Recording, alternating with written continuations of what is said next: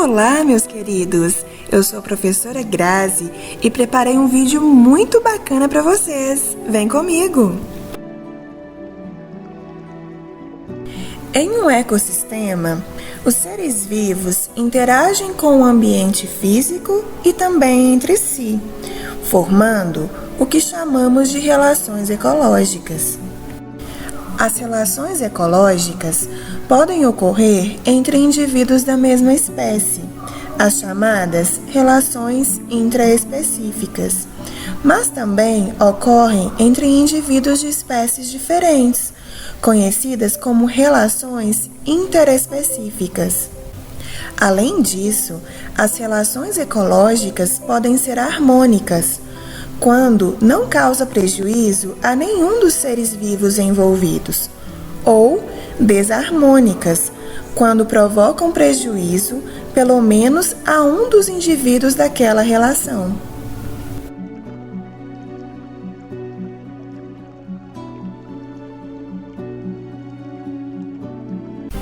Essas relações se diferenciam dependendo do tipo de dependência que os organismos apresentam entre si. Entre os indivíduos da mesma espécie, temos as seguintes relações. Nas colônias, os indivíduos vivem unidos anatomicamente, de modo que parecem ser um único organismo. Entre eles, existe divisão de trabalho. Existe também uma relação de dependência entre os indivíduos envolvidos nessa relação. Os corais e as caravelas portuguesas são exemplos clássicos dessa relação. Já na sociedade, os indivíduos são independentes. Eles trabalham em prol do sucesso do grupo, havendo uma divisão de trabalho entre eles. Vale ressaltar que na colônia e na sociedade, todos os indivíduos saem beneficiados. Podemos observar relação de sociedade nas abelhas, cupins e formigas.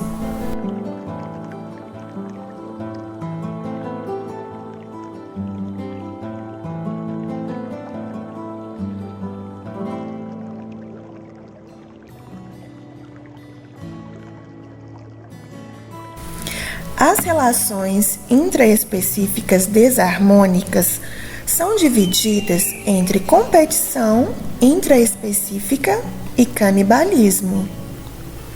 Na competição intraespecífica, todos os indivíduos saem prejudicados.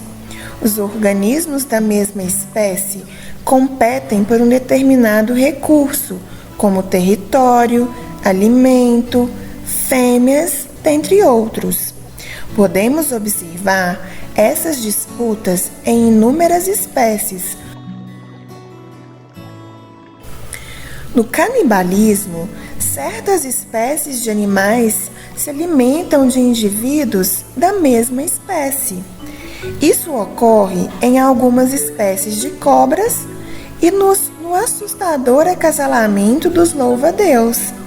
A fêmea, ao terminar o acasalamento com o macho, pode matá-lo e se alimentar dele para obter energia para a reprodução. Dentre as relações interespecíficas harmônicas, temos o mutualismo. Indivíduos de espécies diferentes associam-se de modo que ambos são beneficiados, numa relação obrigatória para a sobrevivência dos envolvidos. Como exemplos, temos as abelhas, que polinizam as flores em busca de néctar e levam acidentalmente o pólen que permite a reprodução desses vegetais. Os líquens são associações entre algas e fungos. As algas obtêm água e sais minerais através dos fungos, e os fungos, por sua vez, obtêm compostos orgânicos oriundos da fotossíntese realizada pelas algas. Já os protozoários ficam no intestino dos cupins, obtendo alimento e auxiliando o cupim na digestão da celulose. O comensalismo, por sua vez, é uma relação onde uma das espécies obtém para si benefícios, enquanto a outra não apresenta ganhos nem prejuízos. A espécie que obtém ganhos é denominada como comensal, e seus ganhos, como o nome da relação sugere, estão relacionadas à aquisição de alimento.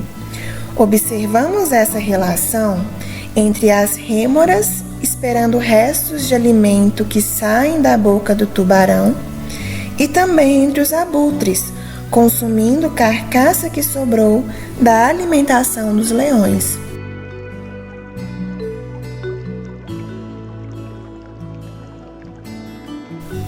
Na protocooperação, indivíduos de espécies diferentes associam-se de modo que ambos são beneficiados.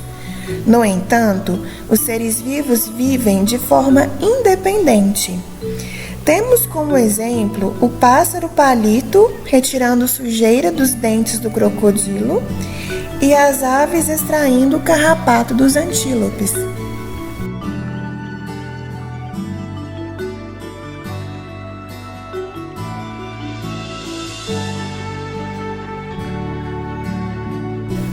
Já no inquilinismo, observamos uma associação em que apenas uma espécie, a espécie inquilina, se beneficia, procurando abrigo ou suporte no corpo de outra espécie, a hospedeira. No entanto, não a prejudica. Essa relação ocorre com o peixe-agulha, que se abriga dentro do pepino do mar, e também nas orquídeas, obtendo abrigo no tronco de árvores. Neste caso, essa relação entre orquídeas e árvores também pode ser chamada de epifitismo.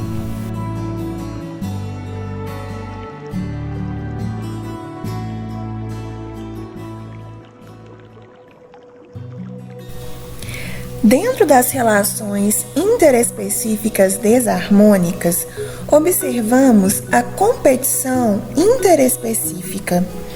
Nessa relação, os indivíduos saem prejudicados. Organismos de espécies diferentes competem por um determinado recurso, como território, alimento, fêmea, entre outros.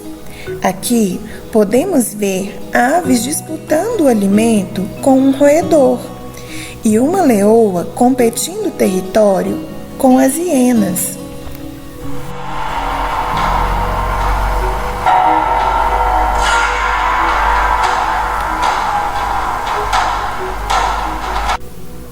Na predação, o indivíduo, o predador, se alimenta de outro, a presa, que é de uma espécie diferente da sua. Quando a predação consiste em um animal que se alimenta de plantas ou de alguma de suas partes, temos a herbivoria. Existem inúmeros exemplos de predação na natureza, entre eles o leão tentando predar um búfalo, a ave de rapina capturando sua presa, e na herbivoria temos a zebra se alimentando de capim. A predação também garante a transferência de energia nas cadeias alimentares e controla o tamanho das populações nos ambientes.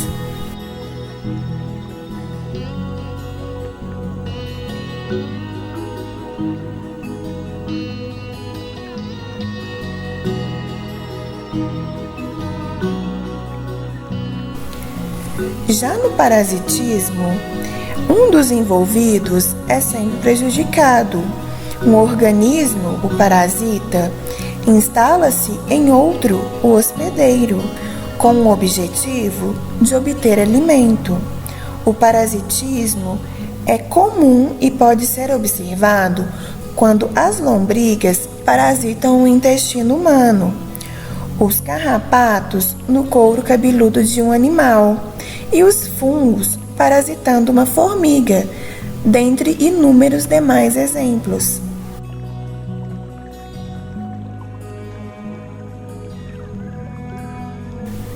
O amensalismo, por sua vez, Ocorre quando um organismo libera substâncias tóxicas que inibem o crescimento ou a reprodução de outros organismos. Pode ser visto quando os fungos Penicillium liberam substâncias que impedem a proliferação das bactérias, e também nos eucaliptos, liberando substâncias tóxicas no solo e impedindo o crescimento de outras plantas ao seu redor.